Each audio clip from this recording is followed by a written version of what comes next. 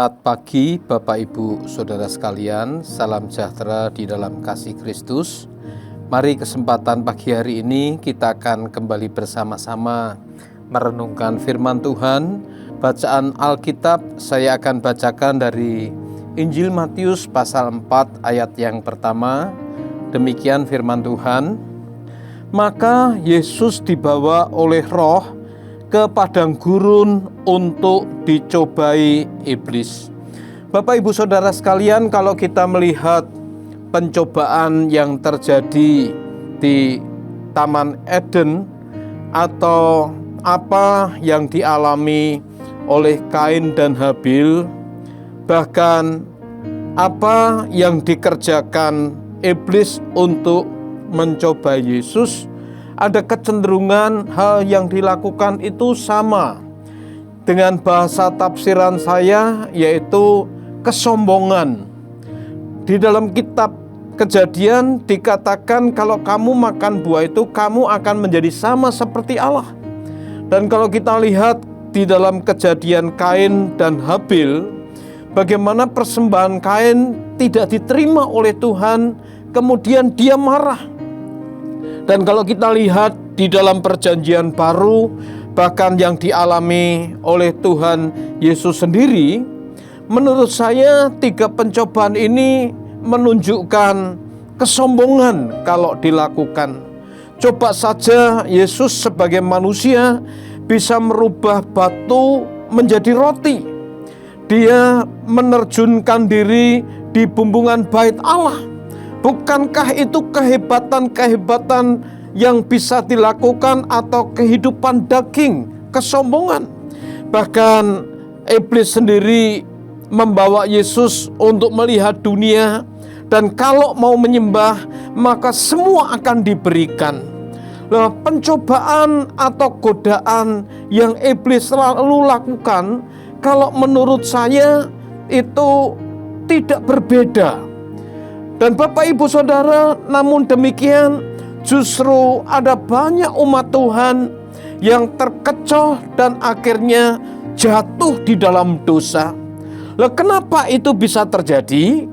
Karena memang dosa kesombongan ini dosa yang tidak kelihatan. Coba di dalam sebuah komunitas ada orang yang membanggakan diri, menyombongkan diri.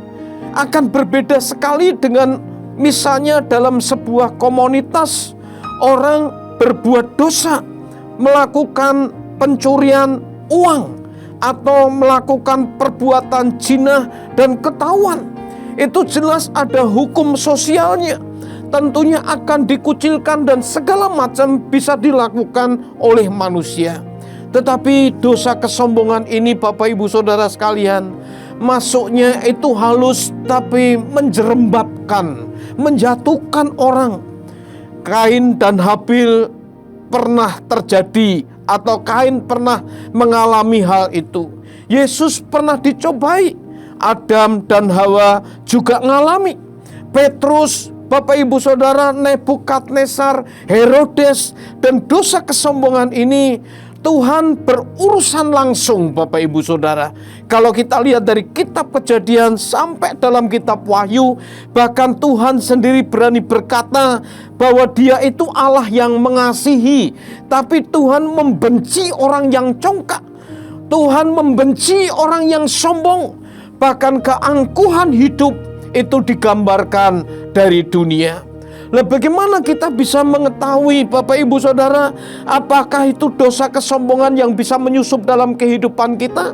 Ada beberapa hal yang kita bisa lakukan, yaitu saat kita melakukan sesuatu, tujuan kita untuk apa? Untuk siapa? Apakah untuk kepuasan kita? Untuk kebanggaan kita? Atau bahkan bisa jadi tanpa kita sadari, kesombongan kita bungkus mengatasnamakan Allah. Dan itu semua bisa terjadi. Maka tema kesempatan pagi hari ini saya berikan judul deteksi dini. Perlu kita awasi diri kita. Kita perlu awasi keberadaan kita, yang kita lakukan, yang kita buat di dalam hidup kita, apapun itu, termasuk pelayanan yang kita lakukan. Tujuannya untuk siapakah? Untuk aku kita atau untuk kemuliaan Tuhan? Mari kita mau belajar sebagaimana dulu kalau orang penginjilan disebutkan kalau percaya akunya itu harus dipaku sampai kaku. Nah itu tidak cuma awal kita percaya, kita bertobat, tapi dalam perjalanan pengiringan kita kepada Tuhan, mari segala keegoisan, keakuan, kesombongan kita mau buang dari kehidupan kita, sehingga kita seperti Yohanes berani berkata, biarlah Yesus semakin bertambah dan aku semakin berkurang. Amin. Mari kita berdoa. Tuhan, bersyukur buat kesempatan pagi hari ini melalui firman-Mu.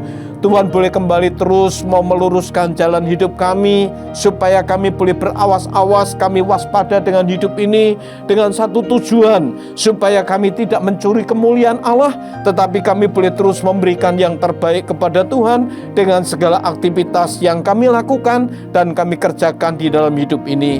Dalam nama Yesus kami berdoa, amin.